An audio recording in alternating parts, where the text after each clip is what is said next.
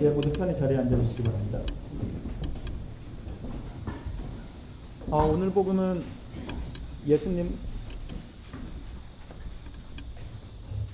오늘 복음은 예수님과 제자들 간의 대화입니다. 예수님께서 제자들에게 묻습니다. 사람의 아들을 누구라고 하더냐?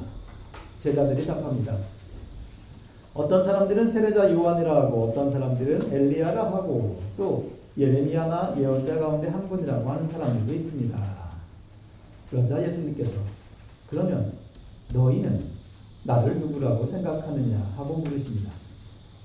베드로가 대답합니다. 선생님은 살아계신 하나님의 아들 그리스도이십니다. 그러자 예수님께서 베드로에게 너는 복이 있다 고 칭찬해 주시며 이 반석 위에 교회를 세울 것이다 말씀하십니다. 그리고 하늘나라의 열쇠를 주겠다는 약속과 함께 네가 무엇이든지 땅에서 매면 하늘에도 매어 있을 것이며 땅에서 풀면 하늘에도 풀려 있을 것이다 라고 말씀하셨다는 것이 오늘 복음입니다. 자, 오늘 복음은 베드로의 신앙 고백이 참으로 돋보이는 복음입니다. 오늘 복음에서 가장 중심이 되는 말씀 한 가지를 뽑으라면 단연 베드로의 고백일 것입니다.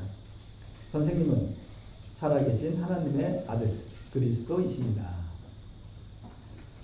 베드로의 이 고백은 그리스도 교회의 가장 핵심적인 신앙 고백을 함축적으로 보여주는 완벽한 신앙 고백입니다. 예수님께서는 이 베드로의 고백 위에 교회를 세우시겠다고 말씀하십니다. 잘 들어라. 너는 베드로이다. 내가 이 반석 위에 내 교회를 세울 터인즉 죽음의 힘도 감히 그것을 누르지 못할 것이다. 그러니까 교회가 세워질 반석은 베드로 개인이 아니라 베드로의 고백입니다. 예수님은 하나님의 아들이시고 그리스도 즉 우리의 구원자 되신다는 이 고백은 그리스도교 신앙의 정수입니다. 교회가 고백하는 신앙의 본질입니다. 자, 예수님께서 교회를 세우시겠다고 하셨는데 이때 교회를 세우시겠다고 하신 이 교회는 헬라어로 에클레시아입니다. 그 뜻은 모임, 공동체입니다. 그러니까 교회는 예수님을 그리스도로 고백하는 사람들의 공동체를 뜻합니다. 교회는 건물을 가리키는 것이 아닙니다. 지금 우리들처럼 이렇게 예수님에 대한 같은 믿음을 고백하는 사람들의 모임을 가리키는 것입니다. 바로 우리의 지금 모습이 바로 이 모습이 교회입니다. 여러분들의 지금 이 모습이 얼마나 아름다운지 모릅니다. 여러분들 한 분 한 분은 거룩한 교회를 이루는 지체입니다. 물론 한 사람 한 사람을 가르쳐 교회라고 부르지는 않습니다. 그런데 우리가 함께 모이면 그 순간 우리는 교회가 됩니다. 나 혼자는 교회가 아니지만 내 옆에 있는 사람으로 인해 나는 거룩한 교회가 됩니다. 우리가 서로가 서로를 교회이게 만드는 관계입니다. 얼마나 서로에게 소중한 존재인지 모릅니다. 서로에게 감사하십시오. 자, 다시 오늘 복음으로 들어가겠습니다. 선생님은 살아계신 하나님의 아들 그리스도이십니다. 라는 교회의 근간이자 반석을 이루는 베드로의 고백을 들으신 예수님께서 너에게 그것을 알려주신 분은 사람이 아니라 하늘에 계신 내 아버지시니 라고 말씀하십니다. 사람이 아니라 하늘에 계신 하나님께서 알려주신 것이다. 그렇습니다. 예수님은 살아계신 하나님의 아들이시고 그리스도 되신다는 이 고백은 인간의 지식이나 이해로 탐구하여 도달하게 되는 지식이나 지혜의 영역이 아닙니다. 지식이 많다고 하여 이해될 수 있는 것도 아니고 지혜가 깊다 하여 깨달아지는 것도 아닙니다. 오직 하늘에 계신 하나님 아버지 성령 하나님의 인도하심과 감동 감화하심만으로 닿을 수 있는 은총의 영역입니다. 이 자리에 계신 우리 모두는 예수님을 살아계신 하나님의 아들로 그리스도로 고백하고 있는 사람들입니다. 그리고 이 고백은 우리의 판단과 선택으로 인한 것이 아니라 하나님께서 우리들을 먼저 선택하였음을 보여주는 것입니다.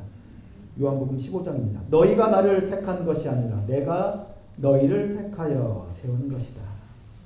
고린도전서 말씀 한 구절만 더 보겠습니다. 그래서 여러분에게 일러둡니다마는 성령의 인도를 받지 않고서는 아무도 예수는 주님이시다 하고 고백할 수 없습니다. 하나님께서 우리들을 먼저 선택해 주셨습니다.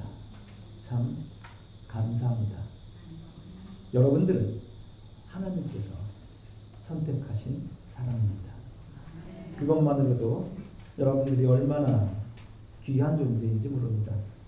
여러분들은 충분히 거룩하고 존귀하고 아름다운 존재입니다. 내가 너를 지명하여 불렀으니 너는 내 사람이다. 여러분들은 하나님께서 택하신 하나님의 사람입니다. 그 다음 말씀도 보겠습니다. 하나님 아버지께서 먼저 선택해 주심으로 예수 그리스도는 살아계신 하나님의 아들이시고 그리스도 되심을 고백할 수 있게 된 베드로에게 예수님께서 말씀하십니다. 너는 복이 있다. 너는 복이 있다. 예수님께서는 우리들의 신앙 고백이 완벽한 신앙 고백에 드디어 이르렀으니 앞으로 너희들의 삶은 탄탄대로 큰 복을 받게 될 것이다 라고 말씀하시지 않습니다. 너는 복을 받게 될 것이다 라는 미래형이 아니라 너는 복이 있다는 현재형입니다. 예수님을 아는 것, 그것이 곧 복입니다. 그것이 더할 나위 없는 큰 축복입니다. 우리는 뭐뭐하면 무엇이 된다는 가정과 조건에 근거한 신앙생활을 하기가 쉽습니다. 예수님을 믿으면 복을 받는다고 생각합니다. 복을 받기 위해서는 예수님을 믿어야 한다며 예수님을 복을 받기 위한 조건으로 인식하곤 하는데 아닙니다. 예수님은 우리가 복을 받기 위한 조건이 아니라 예수님, 그분 자체가 우리에게 복입니다. 하나님께서 먼저 우리들을 택해 주셔서 우리가 예수를 가슴에 품고 살아갈 수 있음이 복입니다. 그리스도에 대한 열망을 안고 살아갈 수 있음이 복입니다. 하나님의 은총 가운데 머물며 하나님 나라를 소망하며 살아가는 우리는 이미 충만한 하나님의 축복 가운데 있는 사람들입니다. 너는 복이 있다. 여러분들은 복 받은 분들이십니다.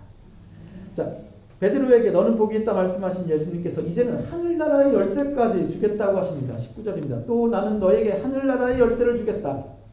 네가 무엇이든지 땅에서 매면 하늘에도 매여 있을 것이며 땅에서 풀면 하늘에도 풀려 있을 것이다.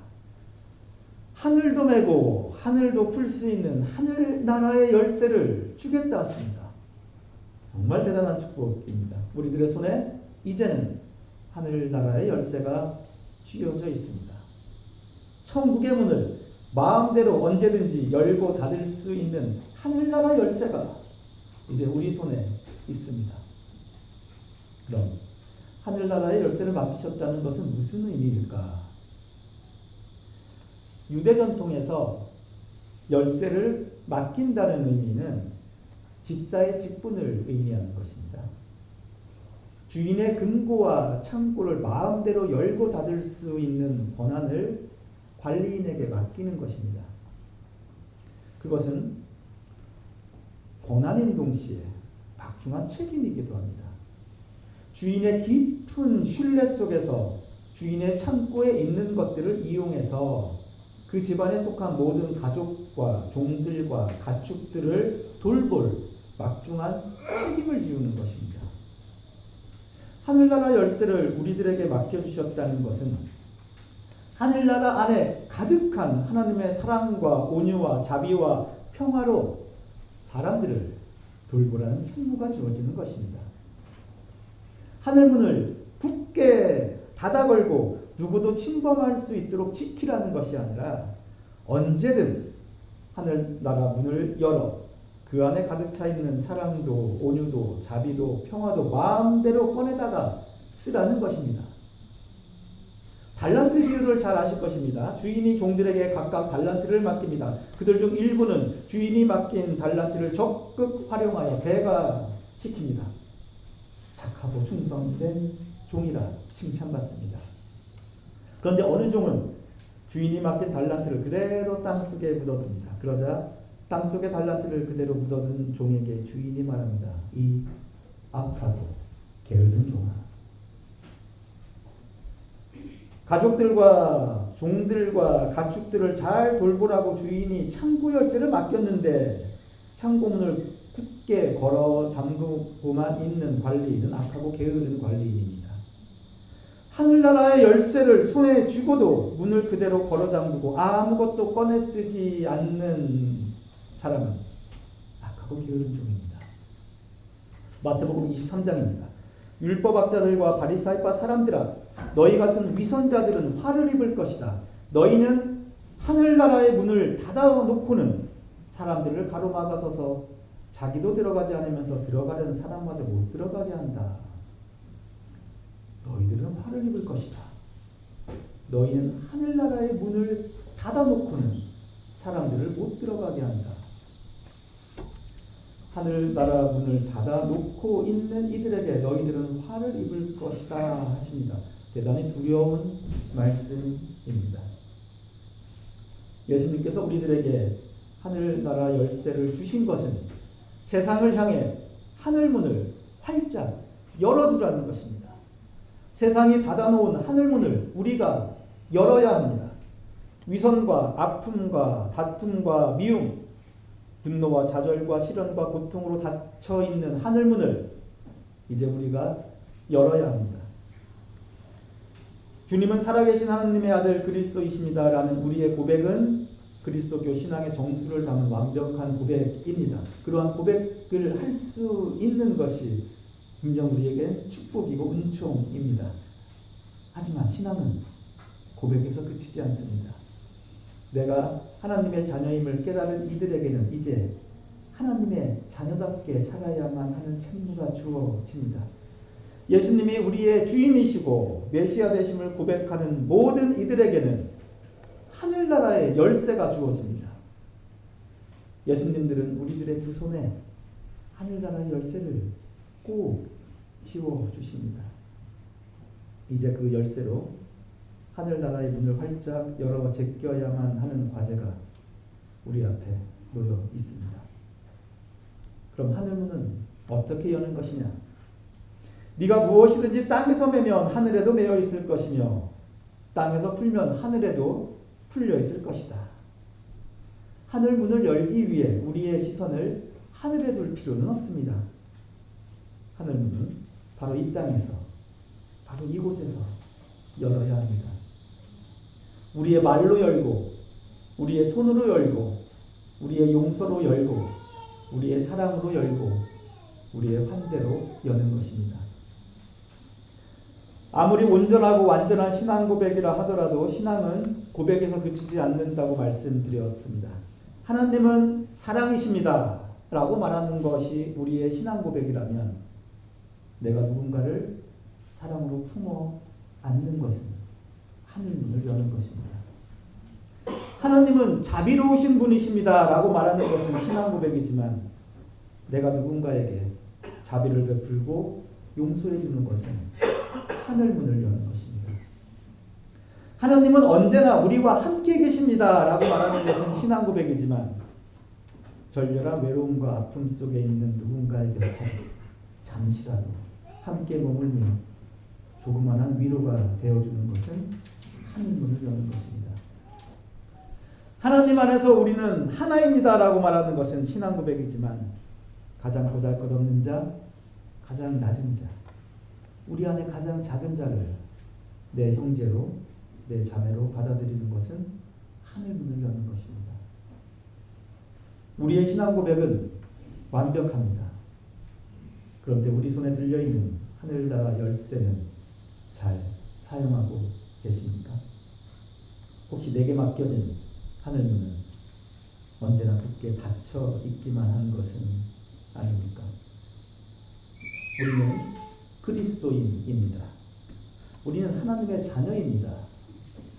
이것을 의심치 않고 믿으신다면 우리 손에 하늘나라의 열쇠가 쥐어져 있음을 잊어서는 안 됩니다.